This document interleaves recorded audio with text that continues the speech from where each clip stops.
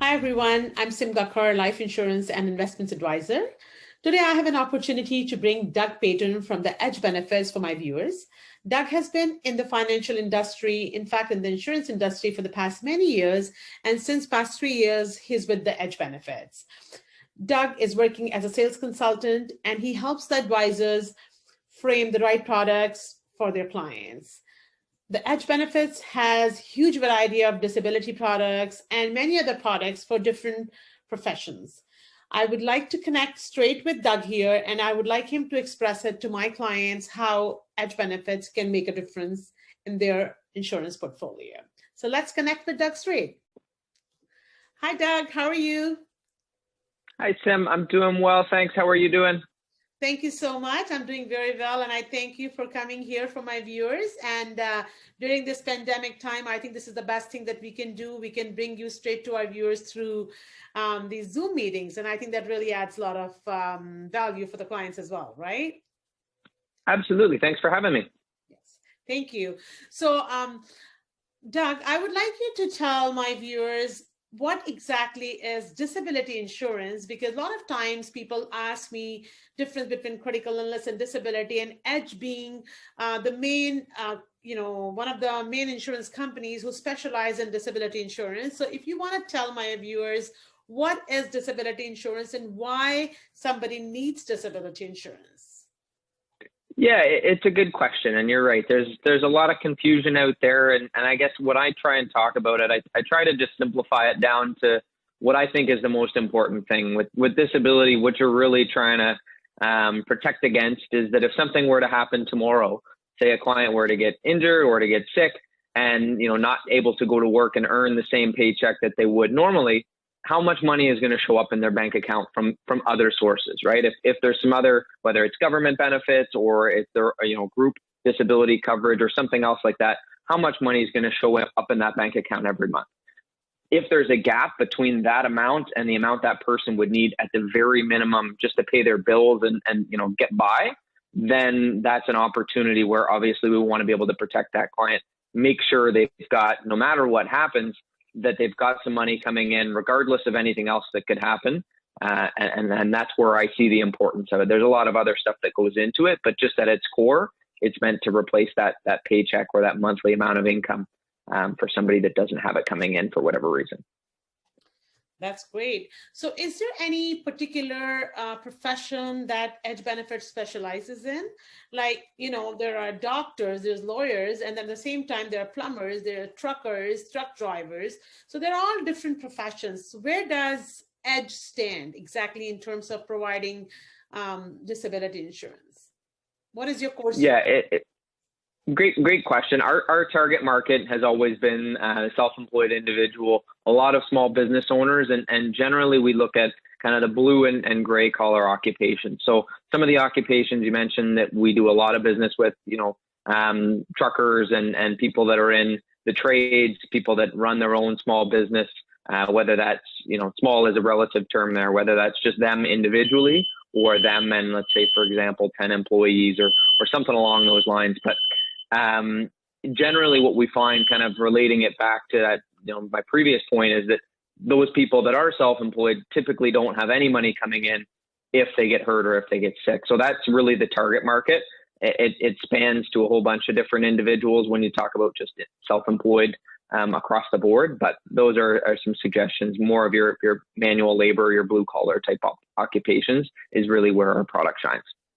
So that means the taxi drivers or even the plumbers or people who are, so is there any minimum that they can get? How does it work in terms of the money that they're making? Self-employed people, if they're making, let's say somebody's making $50,000 a year in the self-employed income. So when you find out their disability, when we calculate that, do we look at their gross income or do we look at their net income when finding out what exactly can they get?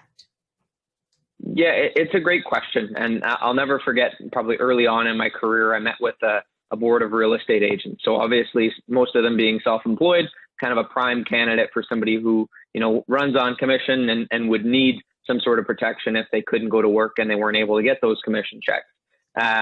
So I remember they kind of talked about how, they weren't an eligible candidate for disability insurance because they had a high gross revenue, but because of all the expenses in the business, they wrote off a lot of different things and they brought their net income very low. So the challenge historically has been that somebody with a low net income, when they're applying for a mortgage or they're applying for disability insurance, they need to show proof of net income. That's not the case with us. We basically give them the option to use both, whichever one is going to be more favorable. So for a lot of business owners, like you alluded to, that's the gross revenue, right? That's total income from all sources. We use that to calculate what benefit they qualify for, rather than the amount that, they're paying taxes on after all their deductions. Great. And how quick is this process? Good question. So usually, and I guess that something we'll dive in a little bit more detail, but usually with us, the majority of the products that we sell have a guaranteed issue base, and something we'll probably talk about a little bit today. Guaranteed issue just means the product is guaranteed to issue. So there's no underwriting, there's no medical questions. So that makes it a lot quicker. So for example, the injury component is guaranteed issue, usually takes about a week or two, depending on the situation, to turn around and actually have the policy in the client's hands. The policy goes in force the day we write the coverage, because again, there's nothing that's going to stop us from issuing it. But then on the illness side of things, so that's where we take the medical history into consideration, just like you would see, on a standard life insurance application, where you want to make sure that if there's anything that that concerns us from a medical perspective, we find that out before putting coverage in force. We don't want to ever, have coverage in force, have the client be paying for it, and then not be able to pay a claim down the road because of something that we didn't, spend the time to discover. So we'll always do that up front. And that usually, and I guess it really depends on how quickly we get the information, how much the doctors want to cooperate, but usually we're looking around a month. If it lingers beyond that, because we're trying to get information, it can sometimes go up to, a month and a half, 2 months, but that's generally the turnaround you can expect. I know disability takes the longest because in the industry everywhere, disability is something.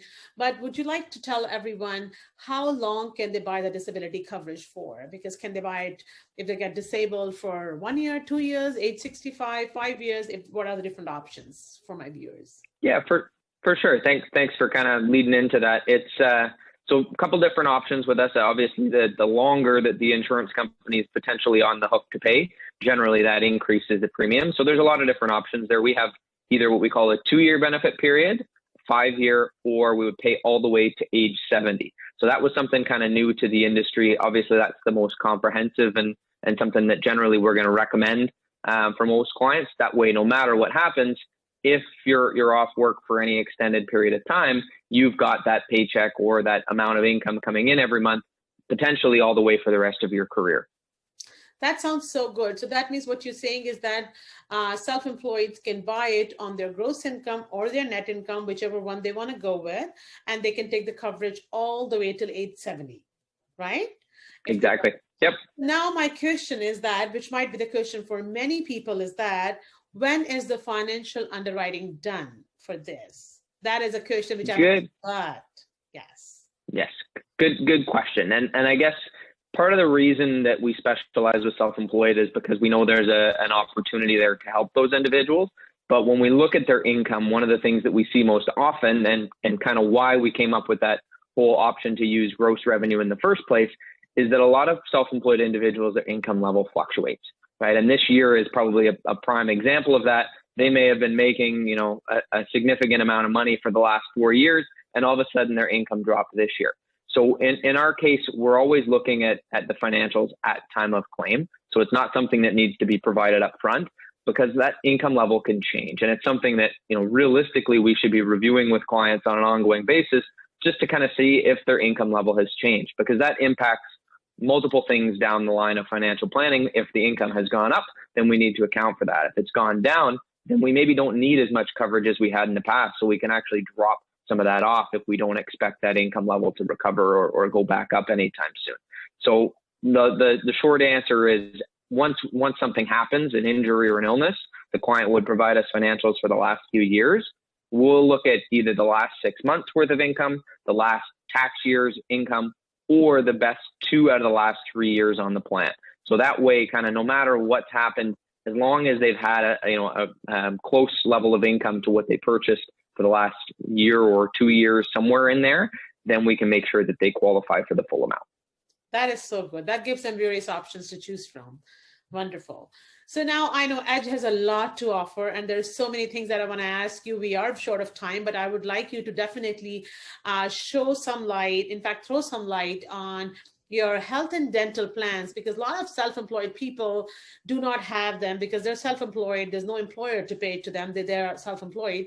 So what can they get? And a lot of people, if they have something pre-existing, how can Edge provide them still the benefits? Because that is a very big thing. And if somebody has some ongoing medical conditions, where can you help them? Where can Edge help them? Yeah, for sure. Thanks, Tim. It's a good point, right? A lot of people that are self-employed, the biggest reason we focus on that target market and on living benefits in general is a lot of those self-employed individuals, like you mentioned, typically they don't have a group benefits plan in terms of their company providing it for them. And that's obviously something that we also look at for small businesses, is to actually build out and customize a small group benefits plan for the companies that need something a little bit more customizable and a little bit more scalable with their business.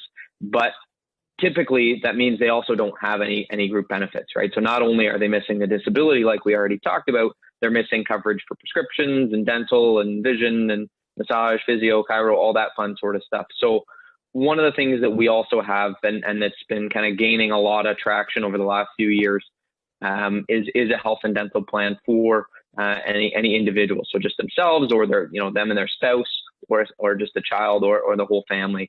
And we're looking at covering them for the prescription medications, for the dental, all that sort of stuff.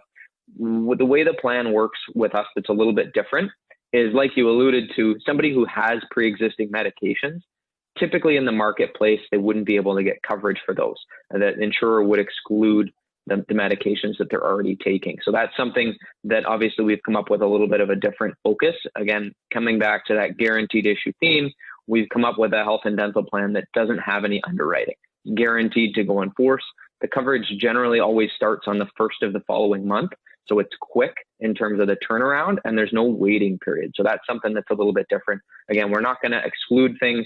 We're not going to make you wait 3 months or a year before you can get coverage for certain categories, even though you're paying those monthly premiums in the meantime. So kind of a unique product, again, for somebody that's either thinking about it because their expenses have gone up and they've got some ongoing bills that they want to get covered, or just as an option to kind of customize, gives them a lot of flexibility to design a plan that's going to work best for them. So they can choose if they want dental or they don't want a dental. They can choose if they want more coverages. They can choose. They have all those options, right? Yeah, exactly. And I guess one thing that's a little bit unique is that you don't necessarily, when you try and add more dental coverage, you don't necessarily have to add more coverage for everything else. So you can customize the areas of the plan that are going to be valuable for you and your family. You can add, if all you want, for example, is an extra dental limit, then you can bump up just the dental limit. And you can do that with each of the different areas of the plan as well, to kind of find the best balance and get the most value out of the amount that you're spending. So that way, if you're only necessarily interested in 1 or 2 areas of the coverage, you can only, upgrade those areas and leave the other stuff at kind of a more basic level. So that's kind of a custom made thing, right? Yes. Absolutely. One thing that I really loved when I dealt with Edge for my clients, I really like it that if they have more than one coverage with them, there's a discount which adds in. I know I gave somebody disability, then I added a little bit of critical illness, then I added these dental plans. The whole premium was coming down, down, and down. So if you just want to quickly go over that, that would be definitely a great idea for everyone to know. Yeah, for sure. It's something that whenever we have one of those health and dental plans and we add any other product, it triggers a discount on the price of the health and dental coverage. So it gives you the ability to kind of, in some cases, actually add a second product in there without necessarily increasing the price. In some cases, it might actually decrease the price. So obviously, if there's a second product that the client's interested in, and kind of to the 2 points we've talked about so far, most often we probably see someone who's self-employed that doesn't have health and dental and doesn't have disability. So that's often the combination that we see. That way they're able to get the 2 things that they need, that they don't have in a group benefits plan, and also get a discount while they're doing it. So just a little bit of an incentive to make sure that they've got all the coverages they need, make sure that their financial plan is, rock solid and going to take care of them for the rest of their career, which, obviously factors into the good job that you do helping your clients plan for the long term.